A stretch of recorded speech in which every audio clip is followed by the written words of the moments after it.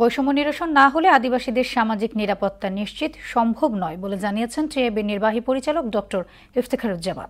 প্রধান সামাজিক নিরাপত্তা কর্মসূচিতে যোগ্য আদিবাসীর হার মাত্র 20% বলেও জানান তিনি। দুপুরে সামাজিক নিরাপত্তা কর্মসূচিতে আদিবাসী জনগোষ্ঠীর অন্তর্ভুক্তি শীর্ষক এক প্রতিবেদন প্রকাশ অনুষ্ঠানে এসব কথা বলেন ইফতেখারুজ্জামান।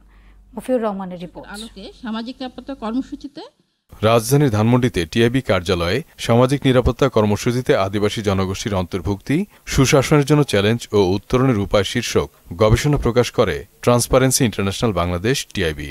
গবেষণার নেতৃত্ব দেন গবেষক রাজিয়া সুলতানা। প্রয়োজনে যে সুপারিশ আমরা প্রদান করেছি, এতে দেখানো হয় দেশের মূল জনগোষ্ঠীর চেয়ে অনেক পিছিয়ে পাহাড় ও সমতলের আদিবাসীরা।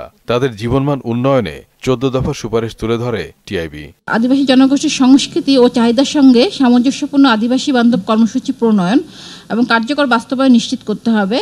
এক্ষেত্রে তাদের সংস্কৃতি, চাহিদা ও বাস্তবায়ন বিবেচনায় নিয়ে প্রাণী সম্পদ, আয় বর্ধনমূলক বা প্রশিক্ষণমূলক কর্মসূচি গ্রহণ করা যেতে পারে।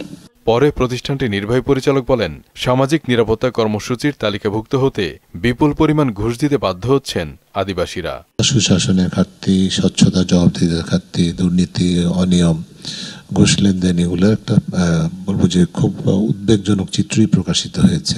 এবং সেটা হচ্ছে যে এমন প্রান্তিক জনগোষ্ঠীরকে কেন্দ্র করে দুর্নীতি, অনিয়ম হচ্ছে, ঘুষ লেনদেন হচ্ছে, যাদের এটা হচ্ছে বাঁচা মরার বিষয়। সেখানে আমরা যেটা দেখলাম যে 500 থেকে 10,000 টাকা পর্যন্ত ঘুষ আদায় করা হচ্ছে তালিকাভুক্তির জন্য। যোগ্যতা থাকার পরও প্রতি 5 জনে মাত্র একজন আদিবাসী সামাজিক নিরাপত্তা কর্মসূচির সুবিধা পান বলেও জানান তিনি। প্রতি 5 জনের মধ্যে আবেদনকারীর মধ্যে একজন মাত্র তালিকাভুক্ত হতে পেরেছে। মফিউর রহমান, মোহনা সংবাদ, ঢাকা।